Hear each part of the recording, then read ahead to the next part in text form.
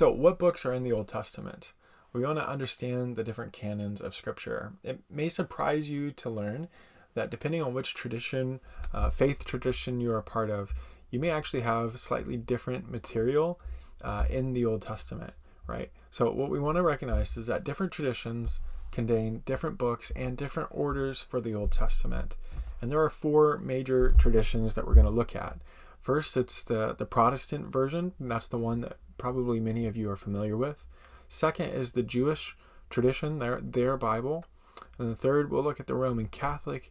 And then fourth, we'll look at the Orthodox tradition and get a picture of what's going on in each of these areas. We'll see how they contrast and how they compare. And so let's look at each of them for a few minutes.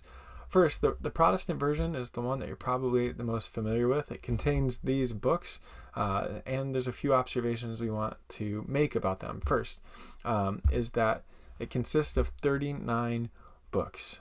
Perhaps if you were growing up, you learned a song that has each of them in it. And so 39 books makes up the Old Testament. It has the same content as the Jewish canon, right? So if you were to open the Jewish Bible and you were to open a Protestant version of the Old Testament, you would find the same material. It divides into four major sections. We have the Pentateuch, the historical books, the poetic books, and the prophetic books. So there's four major sections. And as we'll see, it actually arranges the books, though, differently than the Jewish canon. So it's going to be the same material, but it's going to be arranged differently. And we need to be aware of that. So this is the Jewish version, right? And you can see here a couple of things are going on. First, we have only three major sections: the Torah, the prophets, and the writings. And this is actually, in Hebrew, it's sometimes called the Tanakh, because that comes from the Hebrew word Torah, the Hebrew word, the Torah, which just means law or instruction. The Nevi'im, which is the prophets, and that is what that means. And then the Ketuvim, which means what is written. So those are the three sections of the Jewish Bible. And it's important to recognize that within the prophets, we actually have two major sections. We have something called the former prophets, which includes Joshua, Judges, Samuel, and Kings. And then we have the latter prophets, which is Isaiah, Jeremiah, Ezekiel, and then something called the 12. And the 12 is what most Protestant Christians are familiar with as being called the minor prophets. They include all of the small prophetic books, but in the Jewish tradition, they're collected on one scroll, and there's some argument that actually they sort of make up one book in some ways. And so you have the 12 as sort of one book. And then the writings, of course, have a number of the poetic books, but it also has books like Ezra, Nehemiah, and Chronicles.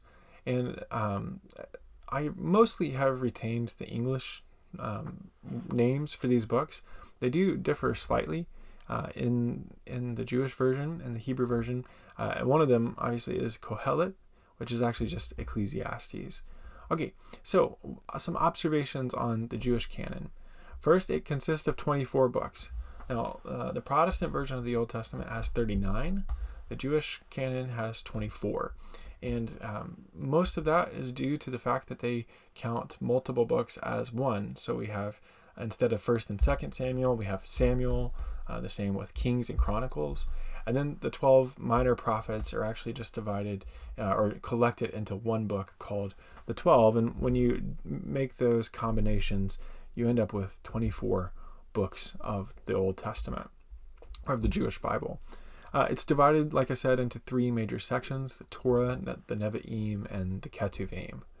And then, of course, it also, like I said, counts a number of these books as one book. And so this is just, like I said, you'll find the same material in the Protestant and Jewish versions of the Old Testament, but they will be arranged differently.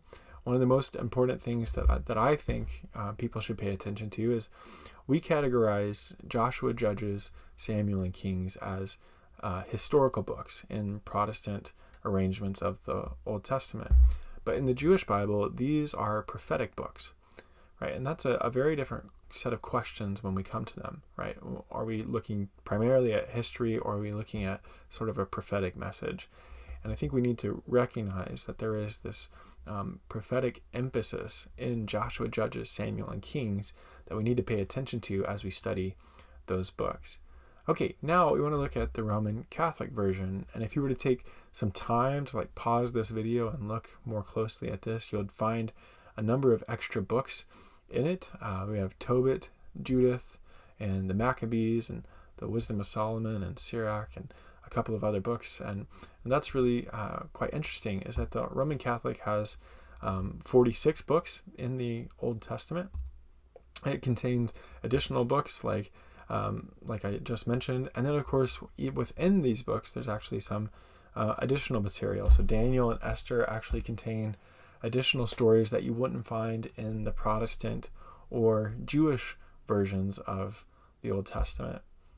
And then we want to look finally at the Orthodox version. There's actually a couple of different versions within the Orthodox Church. We'll look at the Greek Orthodox for just for an example. And what we would find is that it's very similar to the Catholic version, and yet it actually adds a couple of more books. Like if we look over here at Jeremiah, we find below that is the book of Baruch, who, if you read the book of Jeremiah, is like Baruch's scribe. And then we have a letter of Jeremiah.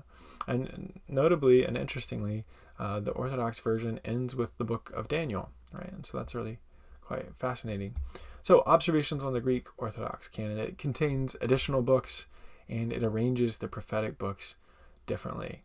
And so that's some really helpful things to think about.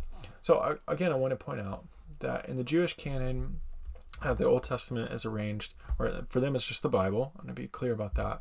For the Jewish canon, their Bible is arranged into the law, the prophets, and the writings. And for their collection of what we call the Old Testament, it ends with 1st and 2nd Chronicles, right? But in Christian versions of the Old Testament, it ends with prophetic literature. And that's very important to recognize, is that when the Old Testament gets arranged for Christians, right, when that collection gets arranged, it is the prophetic books are put at the end, and that is to emphasize the coming of Jesus and to help us see that more clearly. And so that's really important to recognize. Okay, so takeaways and implications. The Jewish canon is the foundation for all other versions. You will find that the most continuity lies between what we find in the Jewish Bible and then what we find in the other versions of the Old Testament. Second, the Old Testament contains different books and different traditions.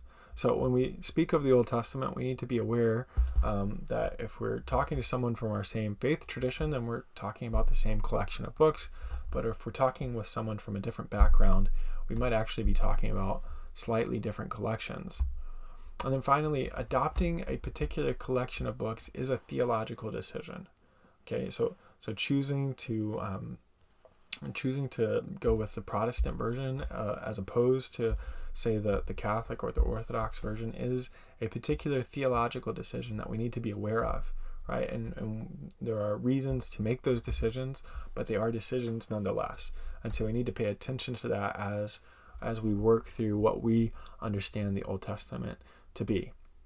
So finally, we have a really important question. Okay, so you may be surprised to discover that there are different collections of the Old Testament. The next and most important question that should come to mind is, how in the world did we get these different versions of the Old Testament? Like, why are there different books, and why are they arranged differently? That's a fascinating question, and it's one that I'll get into in the next video to explain how we got the different versions of the Old Testament.